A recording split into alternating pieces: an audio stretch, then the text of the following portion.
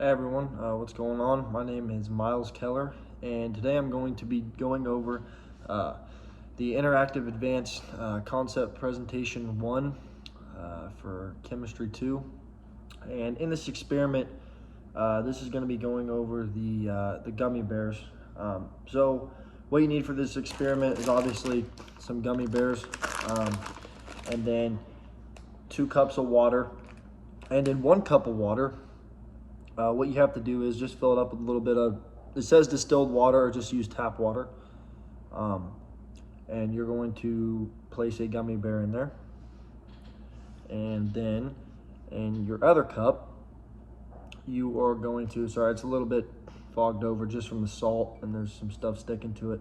You're going to do the same thing, put that tap water in there, but then you're going to dump salt in there, and you're going to stir it up until the salt will no longer mix into your solution.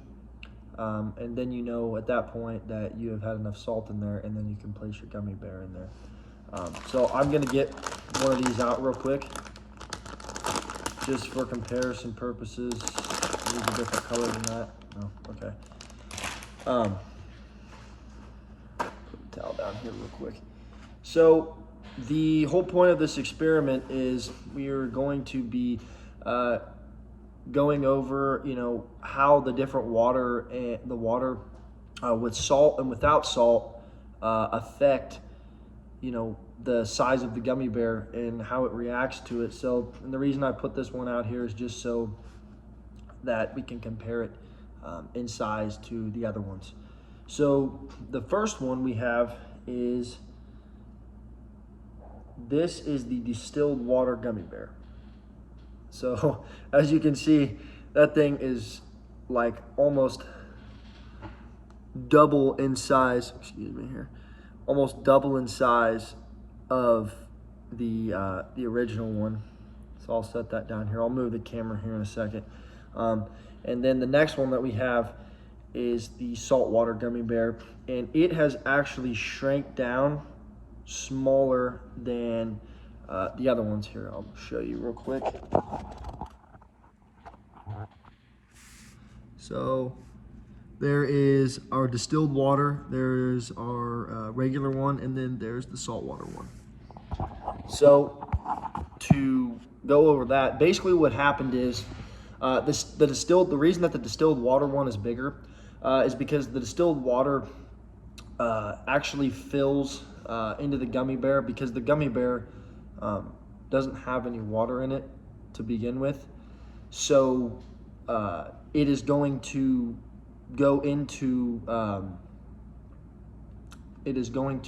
go inside of that gummy bear until it cannot fill up anymore and is actually leaking out. And excuse me.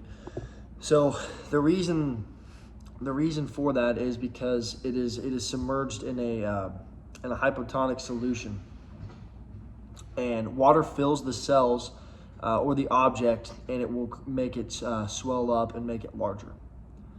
Now the saltwater gummy bear, on the other hand, it is shrunk down smaller than the original one because it is inside of a hypertonic solution, which means that basically the water is leaving the cells or the object due to osmosis.